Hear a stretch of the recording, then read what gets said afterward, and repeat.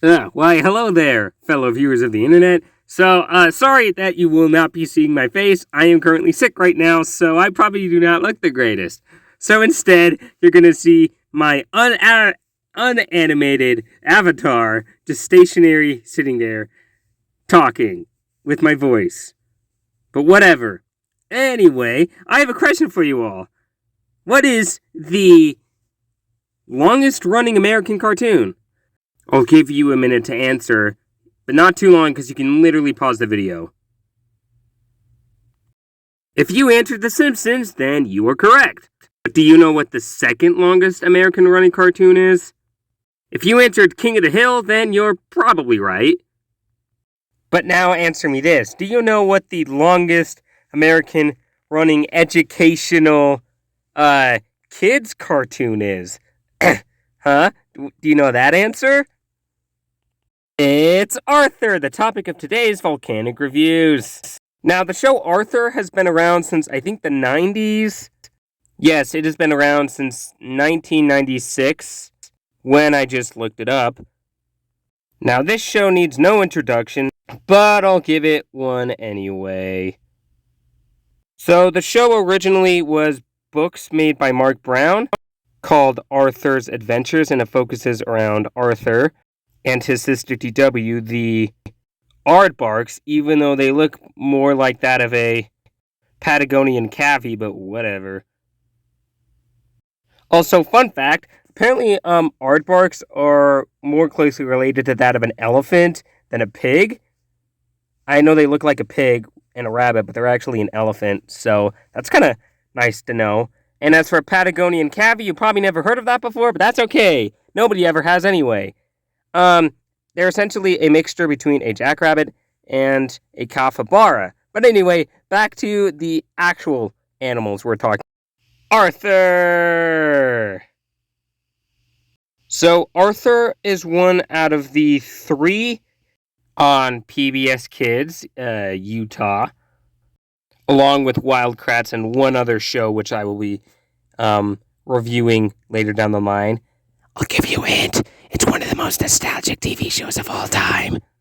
It's even older than your parents. It's probably just as old as your grandparents. And speaking of old shows, Arthur is even older than I am. It's probably older than all of you watching this video as well. So, unlike some of the shows still left on PBS, my kids will no longer be having to watch the same shows that I grew up on because the majority are still not going to be around. I mean, a lot of them are, but a lot of them aren't because they're kind of going off the air now. Wild Kratts will probably still be on as long as Chris and Martin are alive, but they're probably like in their 50s right now, I think. Arthur, on the other hand, Arthur kind of ended. Its last episode ended with the main crew and the main cast of characters all grown up, which honestly looks incredibly weird because you're not used to seeing them like that because they've been 8 years old for freaking 15 years. Actually, a lot more than that. Way more than 15 years. But nonetheless, they've been 8 forever. So, of course it looks weird as them all grown up. But anyway, other than that, their characters are a lot like that of the characters from Diary of a Wimpy Kid, of how they never seem to age for some reason. But this is fictional characters. Fictional characters have a tendency of not aging. But anyway, Arthur, as I established earlier, is 8. His sister, I think, is 4. And then the rest of his friends are also 8, but there's also a couple 9-year-olds and teenagers in there too. And of course, Arthur's baby sister, and then his parents, and his oh-so-lovely mother. Please don't judge me, guys. I'm not a furry.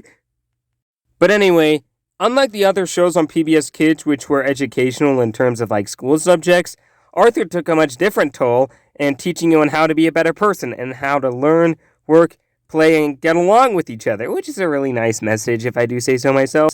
Especially now, as an adult, I'm looking back at it and then I'm just like, man, this was just like my childhood. Has anyone else noticed that? Whenever they watch a kid show from their childhood, the nostalgia drop, they've always been like, Wow, that's definitely been my childhood. No, just me. Alright then. Now, there were a wide variety of subjects, such as there was, and episodes. A lot of them tackled against the older audiences, actually. Like, there was one instance in one episode where the characters dealt with... Lady is sick. She has cancer. Her sister's coming to stay with her to help her out. What? What? Cancer? Cancer? Mrs. McGrady? Now, that particular episode, that really hit deep for me. As a person who has lost my uncle to cancer, as well as a very dear friend of mine, that one was deep, man. Jeesh. I would like to point out that the character got treatment and lived, by the way, because it's a kid's show. But still, pretty intense for a freaking kid's show. Like, come on, really. Also, Arthur himself, he's a bit of a... I can be your partner for the next race. Sorry, Sue Ellen. It's a brother and sister race. Maybe there's a contest for lonely children after this. It's only children, DW. A lonely child is what you're gonna be when I sell you.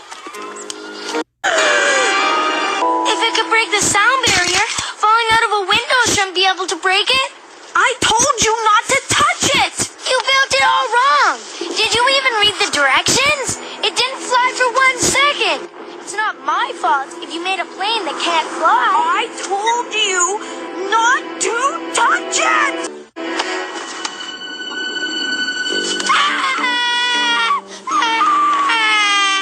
Arthur Timothy Reed, come here. Middle name.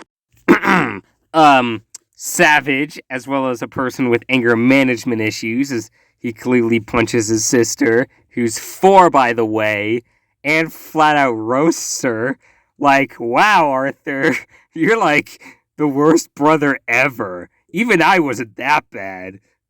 Okay, well, maybe that's far from the truth, but I was also the middle child, okay? Arthur's the oldest, so I'm a middle child, alright?